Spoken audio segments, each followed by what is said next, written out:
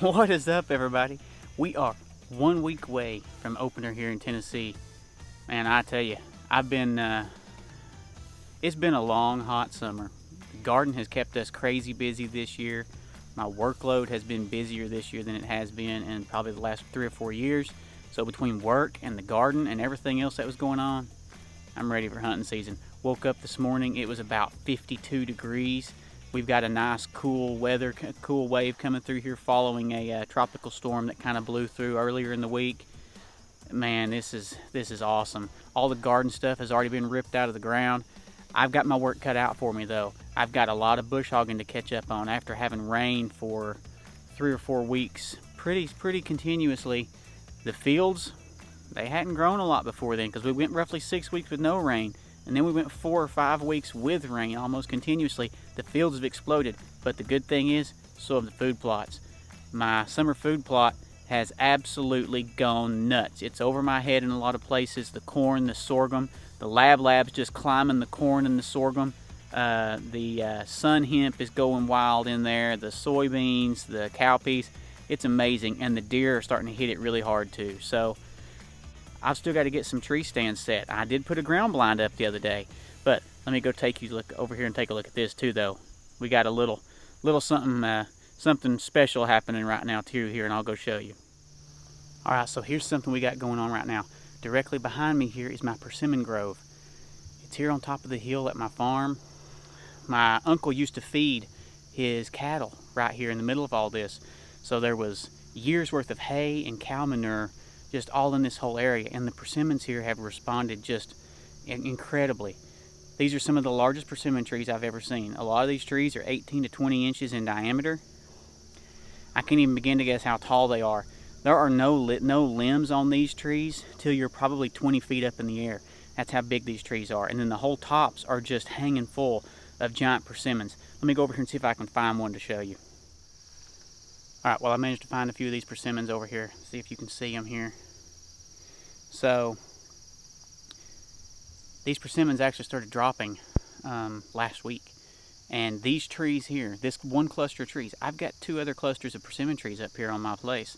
This one cluster of trees right here with these really large mature persimmons, they actually drop a month or more earlier than all of my others.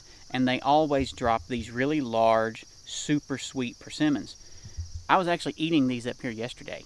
So, I say that because what's happening is every evening and every early morning, the deer are in this persimmon grove right here. They're just scarfing these things up just as fast as they can. They're hitting these persimmons hard right now.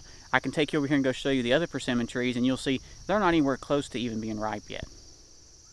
Alright, well, as I make my way over to the other persimmon trees, you'll see right here behind me is one of my ground blinds. So, normally, I actually hang a tree stand in one of these persimmon trees here because they come in here all the time.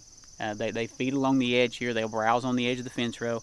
They'll come in here and they'll spend 30, 45 minutes or an hour in the persimmon trees. Well, so many of the trees around them are starting to get up so large that they're beginning to have so many limbs in the way. Yeah, it conceals me quite a bit, but it really limits and obstructs my vision and my shot opportunities. So this year, I'm going to try the ground blind down here. This is an old ground blind. I've used it for 5 years now. I've used it for 5 years, I guess, now. But the good thing is, the reason I like the ground blind is, if my kids want to come out with me, I've got nephews that are asking to start going to hunt now. I've got friends that have never hunted before that are talking to me about taking them hunting. This ground blind's fantastic for that. I can get them in here easily. Their movement can be concealed. And we're here in a really heavily used area. And if nothing else, it's enough to allow the kids to be able to see wildlife. The turkeys come in here. There's squirrels here. I've seen skunks in here the past few days. There's a family of raccoons in here that I've seen several times. The kids love that sort of stuff, even if they're not shooting an animal or if they're just coming along just to sit with you. So that's why I have the ground blind here. All right, so I just spun around basically. I've just done a 180. Right here over my shoulder, spin around here, right there over my shoulder is another group of persimmon trees. And then you can't see it, this dogwood's in the way, but on the other side of that dogwood, about another 50 yards out, is another cluster of really, really young, immature persimmon trees. You can see there, well, you probably can't tell from here. I'll go over and get a close-up of the persimmons. Those persimmons are still green, and they're half the size of the persimmons on these really large mature trees. I don't understand it. I've had several discussions with people trying to help me figure out what's going on. All I can figure is it's the same hilltop. They're getting the same sun exposure. All I can figure is it's because my uncle fed his cows there for so many years that their soil is just so rich in nutrients that it's just producing these mammoth persimmons. I don't know, but there's squirrels going over there getting them right now. I've seen a lot of squirrels out the past week. It's squirrel season here, and my son's not here right now. I need to get him out, and we need to take care of some of this squirrel population. Well, these are the other persimmon trees I was telling you about just a minute ago. As you can see here, the leaves are already turning this grayish. I can't even explain it.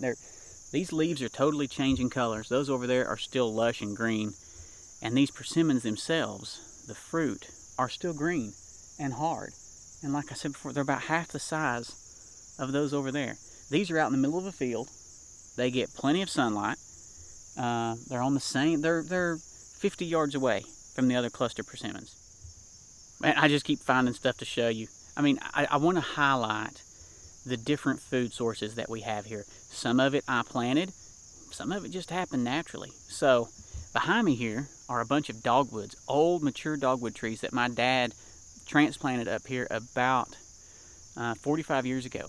And last fall, during archery season, when I had my stand over here in the persimmon trees, the number of days that I saw turkeys come into this dogwood tree, the turkeys were jumping up in this dogwood tree, eating the berries off the tree. I've talked to several people, and no one I've talked to has ever seen that behavior before. But they were in here just eating those berries off that tree. I don't know if you can see them really well there or not, but they were just tearing those berries up. It was something to see. They would stand beneath the tree, hop up, grab the berries off the tree, fly up into the limbs, pick berries off. It was something to see. Well, so the last thing I want to point out here is I've let the majority of my property up here grow up all summer long, all spring and summer. I do it most years. I let the majority of the farm grow up, and I bush hog it all down, usually in October. That allows a lot of cover for the deer, but it also gives a lot of browse. So what I've got back here behind me, it's hard to tell with what's in focus and what's not, but I'm surrounded here. I've got blackberries, I've got ragweed, I've got, what's that? That's goldenrod. There's wild raspberries in here. Trying to think what else there is. There's all kinds of just wild clover growing up in here. It's kind of overtaken by a lot of the other grasses and weeds and things that are in here, but there is plenty of just natural browse up here. In the woods, we've got,